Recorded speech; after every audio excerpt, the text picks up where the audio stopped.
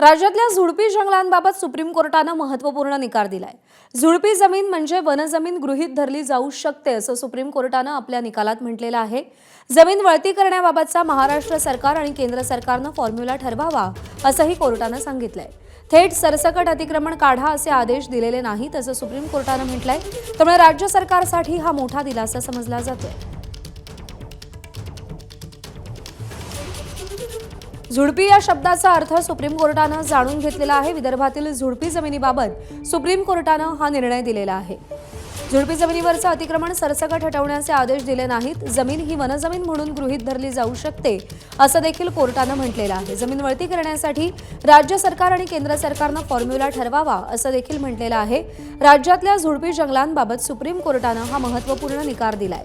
झुडपी जमीन म्हणजे वनजमीन गृहीत धरली जाऊ शकते असं सुप्रीम कोर्टानं आपल्या निकालात म्हटलंय आणि जमीन वळती करण्याबाबतचा महाराष्ट्र सरकार आणि केंद्र सरकारनं फॉर्म्युला ठरवावा असंही कोर्टानं सांगितलंय।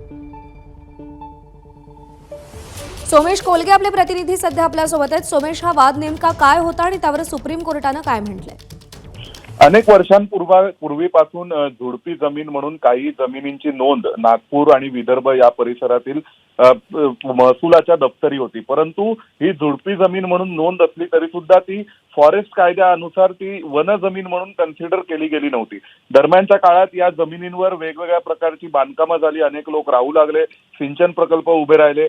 एका टप्प्यावरती जेव्हा सर्वोच्च न्यायालयामध्ये याविषयीची याचिका दाखल करण्यात आली, तेव्हा त्या याचिकेवरती सुनावणी करत असताना सर्वोच्च न्यायालयाने या संपूर्ण शब्दाचा अर्थ लावण्याचा प्रयत्न केला आणि त्यासोबतच केंद्रीय एम्पावर्ड कमिटी जी असते त्या कमिटीच्या मार्फत या सगळ्याचा अभ्यास करायला निर्देश दिले होते।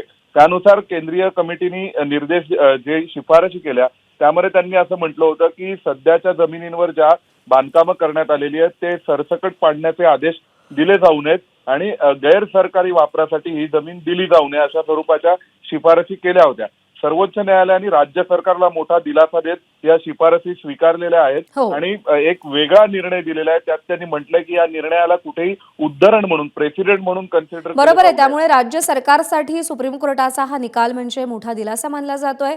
सोमेश, धन्यवाद दिलेल्या माहितीसाठी। एबीपी माझा, उघडा डोळे बघा नीट।